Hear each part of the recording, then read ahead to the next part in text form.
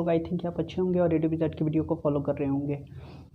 Friends, ये हमारा board model question का सीरीज चल रहा है। इसका मेन ऑब्जेक्टिव मैंने कई बार आपको बताया, फिर से मैं बता देता हूँ कि इसका मेन ऑब्जेक्टिव यह है कि आपको मैं ज़्यादा से ज़्यादा मदद कर सकूँ। इस क्वेश्चन को छोड़ने का तो सवाल ही नहीं उत्पन्न होता है, ठीक है जी। आप इस क्वेश्चन को रेगुलरली 1 बार 2 बार 3 बार वीडियो देखकर समझ लें, क्योंकि इसी तरह के क्वेश्चन या फिर इसी में से कोई क्वेश्चन एग्ज़ाम में रिपीटेड जरूर अपेयर होंगे, ठीक है। तो आप इस क्वेश्चन को सॉल्व कीजिए। आइए हम इस क्वेश्चन को सॉल्व करते हैं। कैसे करते हैं, इवन कि हो सकता है कि ये आपका सेकेंड प्री बोर्ड में भी क्वेश्चन आए, ठीक है। तो आपको दोनों जगह फ़ायदा होने जा रहा है। तो आइए इस क्वेश्चन को सॉल्व करते हैं। तो इस क्वेश्चन में क्या है कि देखिए, point A -1 and y and point B 5 7 lie on a circle with center O and the O having coordinate 2 and -3. Find the values of y, hence find the radius of the circle. ये कह रहा है क्या कि एक circle है जिस पे कोई 2 पॉइंट है सबसे पहला, और उस पॉइंट का नाम दिया है A and B। तो एक सर्कल बना लेते हैं जिसका सेंटर कुछ है, उसका नाम A है। इस पे क्या कह रहा है कि एक पॉइंट A है और दूसरा पॉइंट B है। क्लियर, A है, A पॉइंट का जो कोऑर्डिनेट है वो ये कह रहा है कि -1 एंड y है, और पॉइंट B का जो कोऑर्डिनेट है वो क्या है 5 और 7 है, एंड सेंटर O है। इस पॉइंट का भी कोऑर्डिनेट दिया हुआ है और वो क्या है 2 और -3y। सबसे पहले मैं एक बात आपको क्लियरली बता दूं कि जब कभी भी आप कोऑर्डिनेट ज्योमेट्री पढ़ रहे हैं तो सबसे पहला आपका जो हिटिंग पॉइंट होगा कोऑर्डिनेट ज्योमेट्री के क्वेश्चंस को पढ़ते ही, कि आप उसका एक रफ स्केच बनाएं। अगर आप रफ स्केच बनाते हैं तो वहीं पे आपके सामने क्वेश्चन का सलूशन आपके दिमाग में स्ट्राइक कर जाएगा। क्लियर है। तो आइए इस क्वेश्चन में देखते हैं। जैसे मैंने स्केच बनाया, तो जैसे हम इस पॉइंट को जोड़ते हैं सेंटर से, और इस पॉइंट को हम सेंटर से इस तरह से जोड़ दें, देखिए ये थोड़ी सी टेढ़ी होगी, अब ठीक हो गया, ठीक है। अगर हम इस दोनों पॉइंट को जोड़ दें तो ए पॉइंट और ए पॉइंट इक्वल होंगे। मीन्स कहने का कि ये क्या है, देखिए ओ ए इक्वल टू ओ बी होगा या नहीं, ये बात क्लियर हो गया। बताइए क्यों होगा, इसलिए क्योंकि यह क्या है radius of a circle, and radius of a circle तो इक्वल होता है। क्लियर है। अब ये बात बताइए कि यह वही बात हुई या नहीं, कि यह इक्विडिस्टेंट के कॉन्सेप्ट्स ही है। इसमें इक्विडिस्टेंस के कॉन्सेप्ट पे ही इक्वेशन बेस्ड है, लेकिन दूसरे लैंग्वेज में डाल दिया गया सर्कल के रेडियस में, और सर्कल में इक्विडिस्टेंट कहाँ खोज ले, उसके रेडियस वाले कॉन्सेप्ट में। क्लियर है। तो अगर आप डायग्राम नहीं बनाते तो आप खोजते रह जाते radius, centre, points on circle, ठीक है। तो इसलिए आप स्केच बना लिया करें। दूसरी नंबर बात कि सॉल्यूशन। अब मैं ये क्या करूँगा, देखिए इसी रिलेशन को लिखूँगा ओ ए इक्वल टू ओ बी, फिर हम क्या कर लेते हैं स्क्वायरिंग बोथ दी साइड, क्या हो जाता है ओ बी स्क्वायर। यहाँ तक तो क्लियर है, ठीक है। अब हमें पता है कि ओ ए का डिस्टेंस फॉर्मूला से निकाल लेंगे डिस्टेंस, तो ओ ए -1 और -2, -1 एंड -2, -1 और -2 का स्क्वायर प्लस -y और माइनस यहाँ पे है y और -3y, ऐसे ही करेंगे ना। तो क्या हो जाएगा माइनस माइनस प्लस, तो डायरेक्टली हम लिख देते हैं यहाँ पे y + 3y का स्क्वायर। क्लियर हो गया।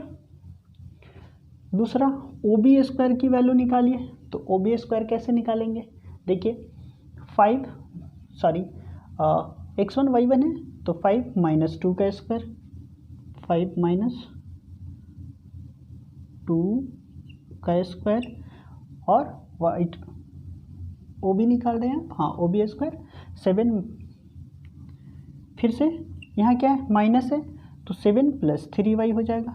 क्यों होगा, अभी बताया कि 7 - 3, और ये क्या है माइनस, तो ये फॉर्मूला में ही होता है, और ये -3 है, 3y है तो माइनस माइनस प्लस यानी कि 7 + 3y, इस तरह से कर लेंगे। क्लियर है? तो इसमें तो कोई दिक्कत नहीं है कि 7 + y कैसे हो जाएगा। चलिए बस आप देखिएगा कि दो कोऑर्डिनेट है, एक कोऑर्डिनेट प्लस में और दूसरा कोऑर्डिनेट जिसमें से हम जैसे यह प्लस में है और इसमें से अगर माइनस वाले नंबर को माइनस करेंगे तो ऑटोमेटिक माइनस माइनस प्लस हो जाएगा। अब क्या है ये हमारा, इसको मैंने बताया है कि ये क्या लिखा हुआ है, a + b का होल स्क्वायर। पिछले वीडियो में आप देखिएगा, ठीक है। कैसे मैं बता चुका हूँ कि ये क्या है, a + b का होल स्क्वायर ही लिखा हुआ है, लेकिन यहाँ पे तो कोई झंझट ही नहीं है, दोनों नंबर है, ठीक है। तो -1 और -1 और -2 कितना हो जाएगा, -3 का स्क्वायर। अगर x y रहता तो ये भी a + b के होल स्क्वायर में लिखा हुआ होता। यहाँ पे देखो ये y और 3y कितना हो जाएगा, 4y का होल स्क्वायर। क्लियर है? यहाँ तक क्लियर है? उसके बाद इसमें देखो फिर a 5 - 2 3 का स्क्वायर और a है a + b के होल स्क्वायर में, तो 7 का स्क्वायर यानी कि 49, 3y का स्क्वायर मतलब 9y स्क्वायर, ठीक है। और 2ab तो 7 3 = 21 और 21 2 = 42y। क्लियर है? यहाँ तक तो क्लियर है। आइए इसको मैं रफ कर देता हूँ, आई थिंक कि आप नोट कर लिए होंगे। और मैं ये ऊपर वाले पार्ट को भी रफ करता हूँ।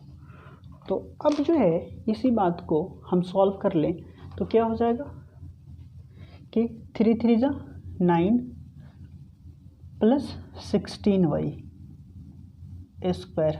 क्लियर है? यहाँ तक ये क्लियर है। अब यहाँ पे देखिए इक्वल के इस साइड, तो ये क्या हो जाएगा, 3 3 = 9 और 49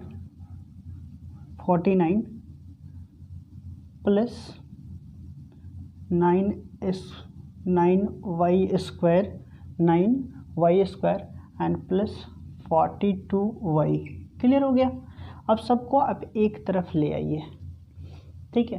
तो 9 + 16y स्क्वायर और दिस वन इसको डायरेक्टली ले आइए, -49 और -9y स्क्वायर और -42y इक्वल टू क्या हो जाएगा, 0। तो इस 9 से इस 9 को कैंसिल कर लो। क्यों? क्योंकि देखें हमने यहाँ पे था, यहाँ पे एक साइड किया माइनस हो गया, इसीलिए मैंने जोड़ा उड़ा नहीं, ठीक है। अब 16y स्क्वायर और -9y स्क्वायर कितना हो जाएगा, 7y स्क्वायर। क्लियर हो गया? ये क्या है, 42y और ये कितना है, 49 इक्वल टू 0। यहाँ तक क्लियर है? आ जाइए फिर इसमें से हम 7 अगर कॉमन कर ले तो क्या हो जाएगा, 7 कॉमन कर लिया, y square -6y, 7 6 = 42 and 7 7 = 49, 0। Clear है यहाँ तक? अगर हम इसको आगे सॉल्व कर लें तो ये कहाँ जाएगा, 0 के नीचे, और 0 के नीचे 0 को 7 से डिवाइड करेंगे क्या हो जाएगा, 0, यानी कि y square -6y -7 equal to हमें 0 मिल गया। अब क्या आ गया, ये क्वाड्रेटिक पॉलिनोमियल या फिर क्वाड्रेटिक इक्वेशन आ गया।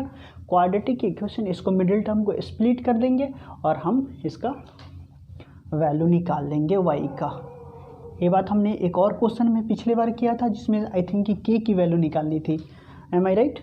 तो आ जाइए देख लेते हैं इसको, y स्क्वायर और ये क्या करेंगे, 7 का प्राइम फैक्टराइजेशन, 7 1 = 7, 7 1 =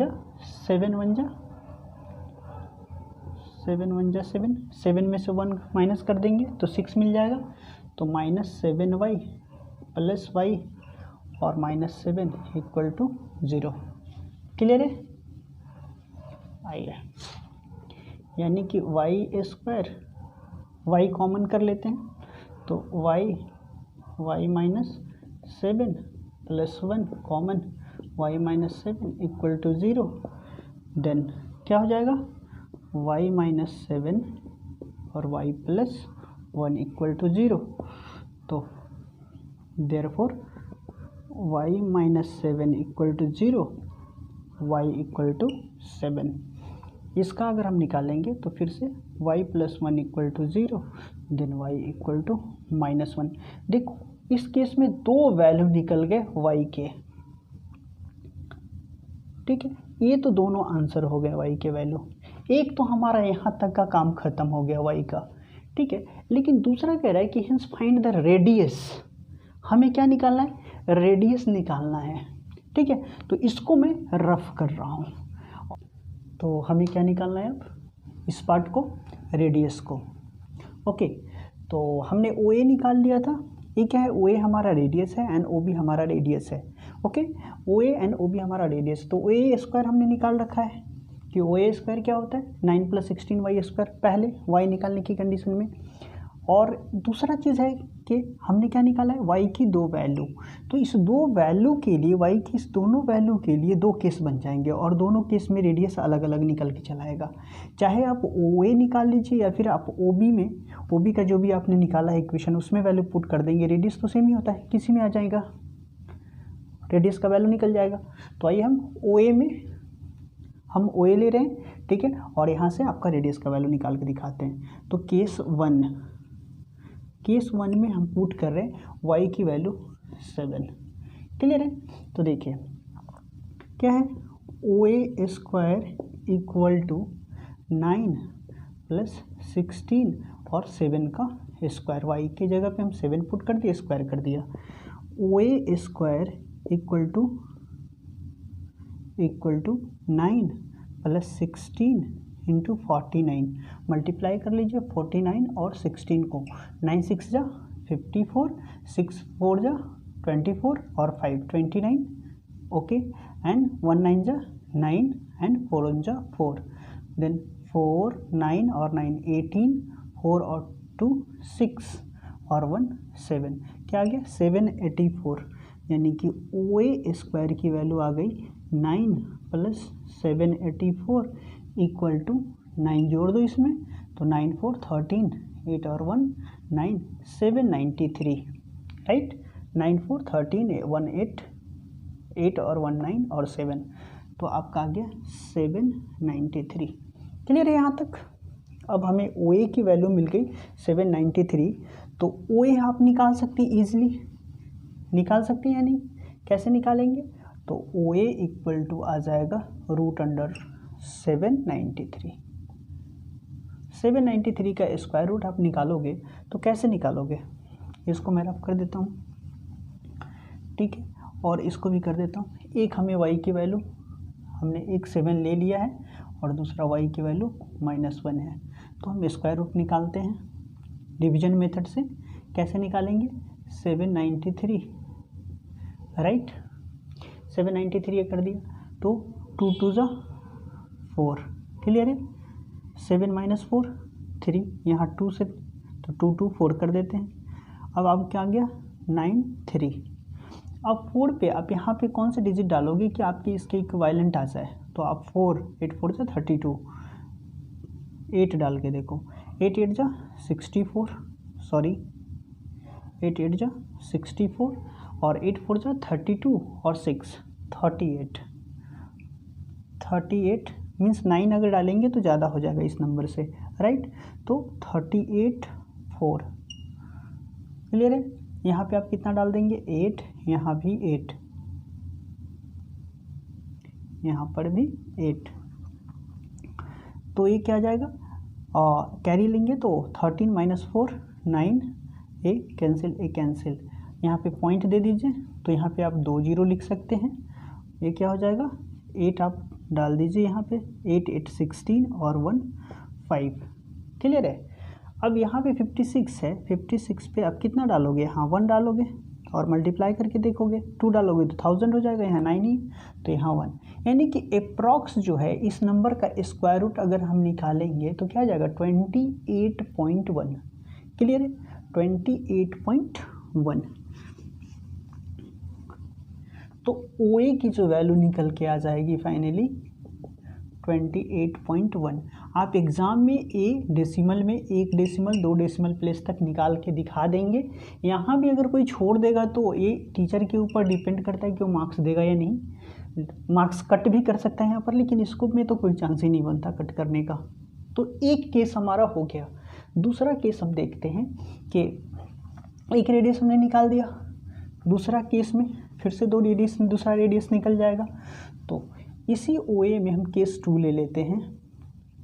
केस 2 क्यों लिया? क्योंकि y की वैल्यू दूसरा भी है हमारे पास है कि y इक्वल टू -1।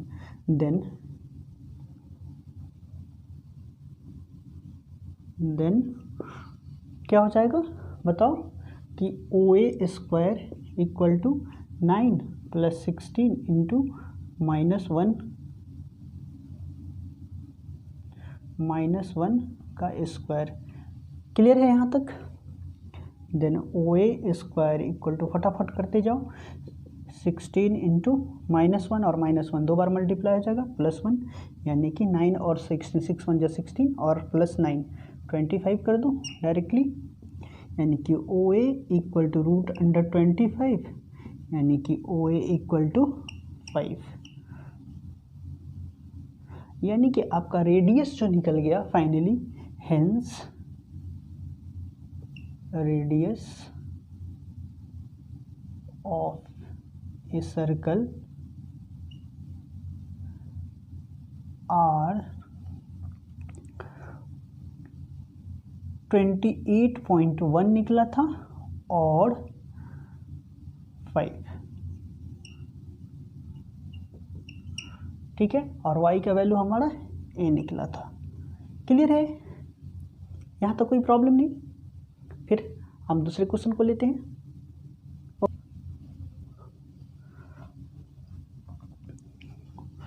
इसको रफ कर दिए और उसके बाद हम फिर से एक और बहुत इम्पॉर्टेंट क्वेश्चन लेने जा रहे हैं, और यह क्वेश्चन है जो आपके वहाँ पे स्क्रीन पे डिस्प्ले कर रहा है, ठीक है, आप वहाँ से देख लीजिए क्वेश्चन को।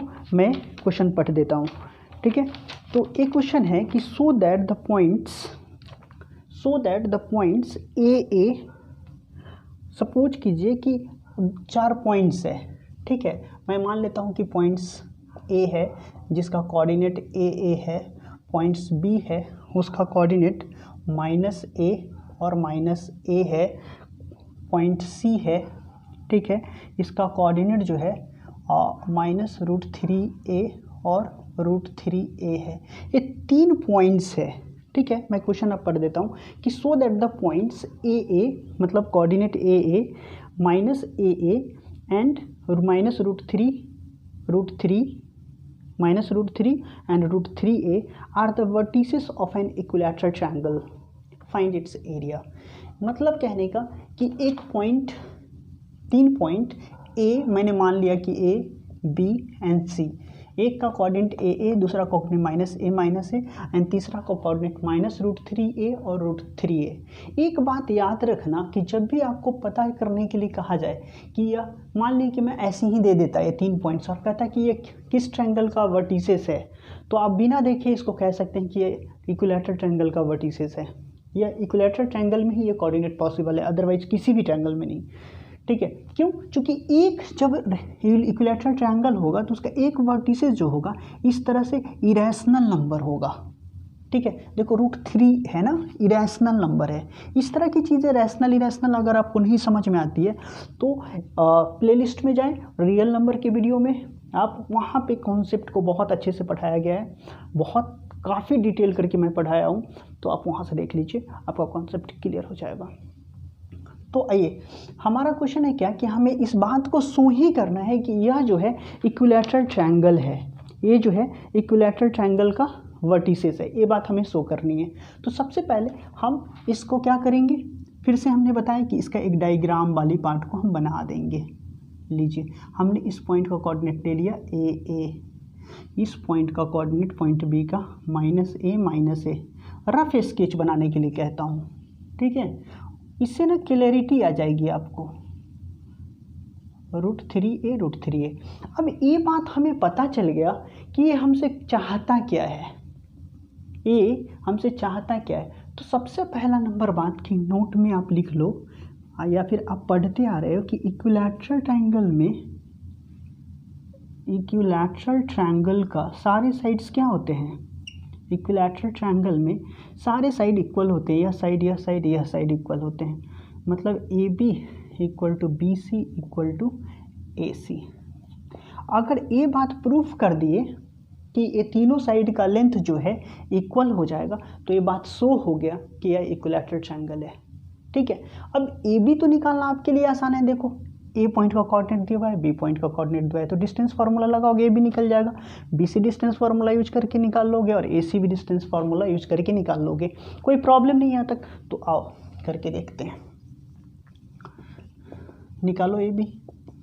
तो ए बी का स्क्वायर रूट अंडर हटा देंगे तो ए बी का स्क्वायर निकाल लेते, तो ए बी का स्क्वायर क्या निकलेगा, माइनस ए और माइनस ए है ना, x2 माइनस x1 माइनस ए का square plus y2 minus y1 यानी कि अगेन माइनस ए और माइनस ए का स्क्वायर। ठीक है, x2 minus x1 y2 minus y1, यहाँ के तक क्लियर हो गया। यानी कि ए बी का स्क्वायर जो होगा माइनस ए और माइनस ए, माइनस 2a का स्क्वायर और अगेन ए माइनस 2a का स्क्वायर इक्वल टू 2 2 जा 4 का square 4a square and again plus 4a square, यानी कि आपका आ गया ए बी का square equal to 8a square. और ए बी निकालेंगे यहाँ से, चूँकि हमें क्या शो करने ए बी, तो ए बी निकालेंगे तो क्या निकल जाएगा, यहाँ से स्क्वायर हटाएंगे, इस पे स्क्वायर रूट आ जाएगा, तो 8a स्क्वायर और इसकी वैल्यू निकल के आ जाती है। 8 का स्क्वायर रूट कितना होता है, 8 मतलब 2 इंटू 2 इंटू 2, 2 2 के बदले 1 2, तो 2 रूट 2, ये बात तो जानते हो। तो 2 रूट 2 और ए क्या है, ए स्क्वायर का ए निकल गया, क्या निकल गया, ए आपका ए बी का वैल्यू। तो एक ए बी निकल गया। अब ए बी सी का भी वैल्यू इतना आना चाहिए, ए सी की भी वैल्यू इतनी आनी चाहिए, क्लियर है। तो ए हमने निकाल दिया रूट 2√2a इस लेंथ, ठीक है, यहाँ तक ठीक है। अब हम निकालते हैं बी सी की वैल्यू। तो फिर से देखो बी सी का स्क्वायर जो होगा, देखो बी सी का स्क्वायर जो होगा क्या होगा, minus x2 minus x1 minus √3a और माइनस क्या हो जाएगा, प्लस हो जाएगा, यहाँ माइनस है ना, तो माइनस √3a और प्लस a का स्क्वायर, क्लियर है। उसके बाद फिर √3a क्या है, देखो y2 माइनस y1 यानी कि √3a प्लस a का स्क्वायर, क्लियर है। अब देखो यहाँ पे देखने के बाद ऐसा नहीं लगा दो कि a माइनस बी का whole square a plus B का होल स्क्वायर, ये नहीं करने की ज़रूरत है, ठीक है। फिर उसको स्प्लिट करोगे, यहाँ ध्यान से देखो, एक बड़ी अच्छी सी आइडेंटिटी बता रहा हूँ कि पढ़े भी होगे, a प्लस बी का whole square and plus a minus B का होल स्क्वायर इक्वल टू क्या होता है, 2 into A square plus B square. नहीं जानते हो तो याद कर लेना, इसको खोल के देख लेना, इतना ही आएगा, ठीक है। नहीं आता है तो याद कर लेना, अगर आता है तो अच्छी बात है। अब इसी पे इसको सेट कर दो, तो क्या ये सेट है या नहीं, देखो a प्लस बी का होल स्क्वायर, देखो a प्लस बी का whole square plus a minus B का होल स्क्वायर, इसी को अगर हम सही से लिख दें √3 प्लस a का होल स्क्वायर, प्लस में है तो ऑर्डर चेंज कर सकते हैं, और इसको प्लस में तो पहले लिख लिया और ये माइनस में ऐसे लिख सकते हैं, माइनस वाले को माइनस, देखो √3 ये माइनस में था, a प्लस में था तो लिख दिया। क्या हो गया, a अगर √3a को हम a मान ले और a को b मान ले तो क्या हो जाएगा, a प्लस बी होगा या नहीं का होल स्क्वायर, और फिर a माइनस बी का होल स्क्वायर, ठीक है। इसको और थोड़ा सीधा कर लो ऐसा कि a प्लस √3 का स्क्वायर, अब और अच्छा हो गया। देखो इसको हम a मान लेते हैं, x मान लो, और इसको y मान लो, तो क्या हो जाएगा x प्लस वाई का स्क्वायर, और ये क्या हो जाएगा x माइनस वाई का स्क्वायर। वही बात तुम कह रहे a और b के टर्म में, यहाँ इसका प्लस है तो क्या हो जाएगा, इसकी value 2 into X square plus Y square. यहाँ x की वैल्यू क्या है, a है, और b y की वैल्यू क्या है, 3a है। समझ में आ गया। तो इस डायरेक्ट फार्मूले को इस्तेमाल कर लो और कैलकुलेशन को डायरेक्टली सिंप्लीफाई कर दो, बी स्क्वायर, तो ये क्या हो जाएगा 2 इंटू ए मीन्स ए का स्क्वायर एंड √3 का स्क्वायर है ना, √3 का स्क्वायर बी का स्क्वायर। यहाँ तक क्लियर हो गया। तो आइए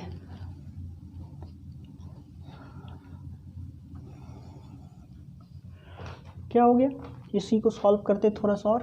तो B C square equal to हमारा आ गया ए स्क्वायर, क्या आ गया 2 इंटू ए स्क्वायर और √3 का स्क्वायर क्या होता है 3 ए स्क्वायर, ए का स्क्वायर ए स्क्वायर √3 का स्क्वायर 3, तो ए स्क्वायर और 3 ए स्क्वायर 4 ए स्क्वायर और ए 2 है मल्टीप्लाई में इक्वल टू 2 इंटू 4, तो क्या हो जाएगा बी सी का square equal to 8 A square,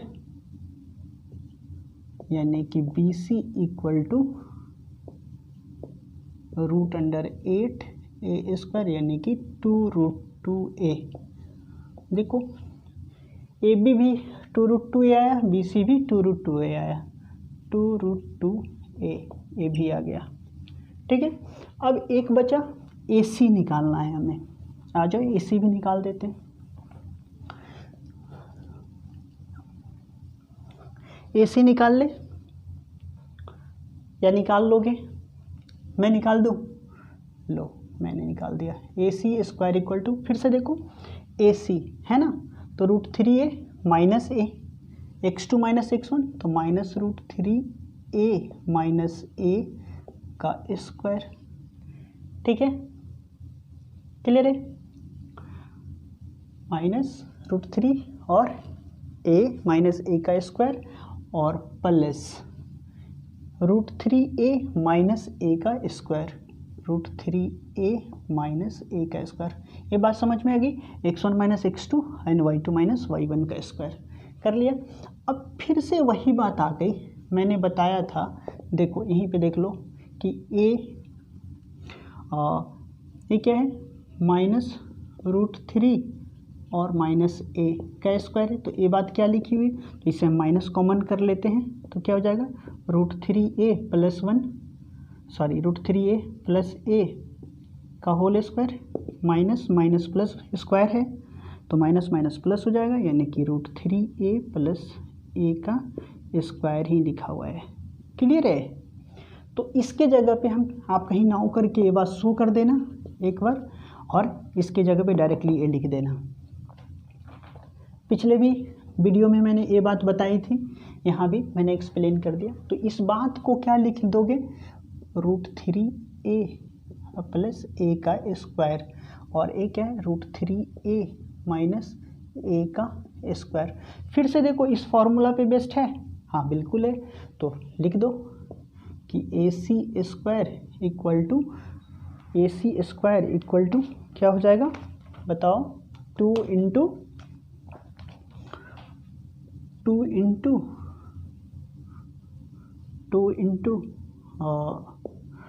√3a का स्क्वायर ए स्क्वायर और प्लस बी यानी कि ए का स्क्वायर हो गया, यानी कि A C square equal to 2 into √3 का स्क्वायर 3 और ए का स्क्वायर ए 3 प्लस और ए का स्क्वायर, तो A C square equal to 2 into 4a square 3a square और ए स्क्वायर 4a स्क्वायर यानी कि 8a स्क्वायर, यानी कि ए सी इक्वल टू क्या हो जाएगा A C square equal to 8a square, यानी कि A C equal to √8a square. Clear है यहाँ तक, स्क्वायर हटा दिया, यहाँ से स्क्वायर हटाया स्क्वायर रूट आ गए, तो A C equal to √8a square, तो ए सी हमारा निकल गया 2√2a, ए भी क्या आ गया 2√2a। क्लियर, देखो ये जो हमने ए बी बी सी और ए सी निकाला डिस्टेंस फार्मूला के हेल्प से, इस तीनों का वैल्यू क्या आया 2√2a, तो हमने इस बात को साबित कर दिया ना कि A B equal to B C equal to A C, और तीनों साइड जब इक्वल हो जाए तो वैसे ट्रायंगल को हम क्या बोलते हैं, इक्विलैटरल ट्रायंगल। ठीक है, तो आप लिख देंगे hence A B equal to B C equal to A C, therefore triangle ABC, triangle ABC is an equilateral triangle, is an equilateral। ठीक है, आ गया समझ में? यही बात हमें प्रूफ करनी थी तो हमने प्रूव्ड कर दिया।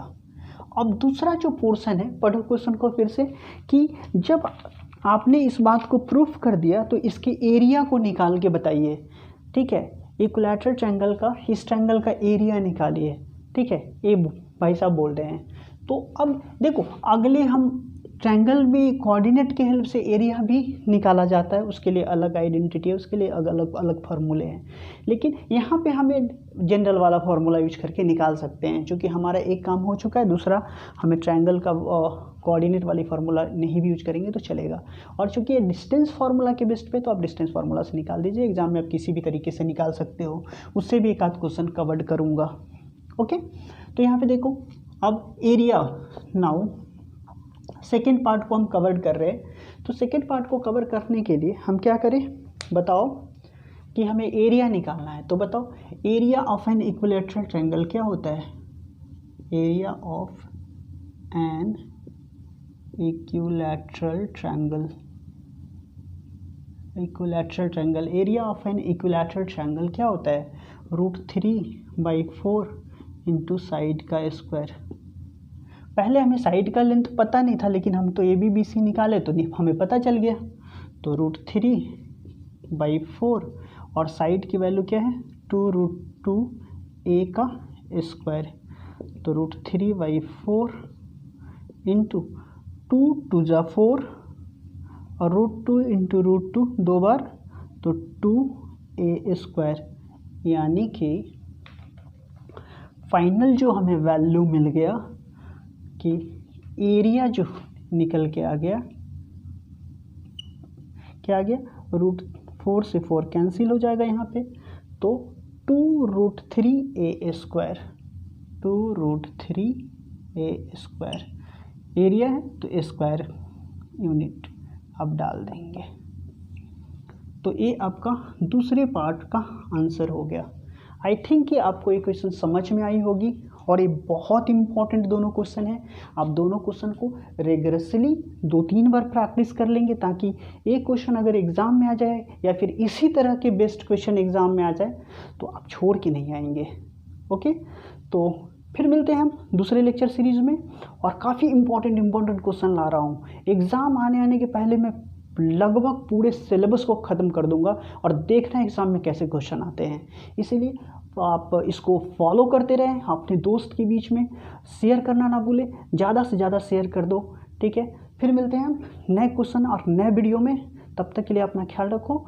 जय हिंद, जय भारत।